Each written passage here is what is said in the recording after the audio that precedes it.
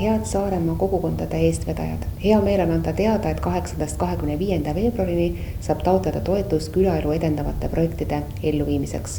Valla eelarves on selleks kokku 50 000 eurot ja see jaguneb 2 toetusvooru vahel. Nüüd esimeses voorus 35 000 eurot ja suvehakul teises voorus 15 000 eurot.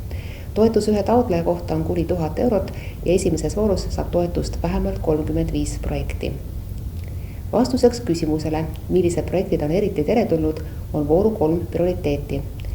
Eelistatud on need projektid, mis on seotud külamajade ja külaplatside haldamise ja investeeringutega. Samuti on väga oodatud projektid, mis loovad külades uusi ja paremaid võimalusi lastele ja noortele. Ning kolmandaks prioriteediks on väliüritused. Teame, et üritusi on jätkuvalt keeruline korraldada ja seetõttu on rõhk just vabas õhus toimuvatel üritustel. Taotluse saab esitada iseteeninduskeskkonnas ja kõige mugavam on sinna liikuda läbi Saaremaa valla kodulehekülje. Mõne sõnaga ka hindamisest. Nimelt lähtume hindamisel kindlast metoodikast, millega saavad praegu kõik juba eelnevalt tutvuda ja hindamiskriteeriumi on kokku 4. Esiteks seotus valla arengukavaliste eesmärkidega. Teiseks vastavusvooru prioriteetidele.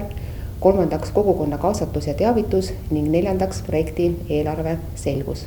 Kui teil on küsimusi või vajate nõu, saate pöörduda vallavalitsuse arenduse peaspetsialisti Eda Keskküla poole, kes on selle toetusvooru abivalmis kontaktisik. Tänu teie ideedele ja algatustele saab Saaremaa veelgi paremaks. Aitäh!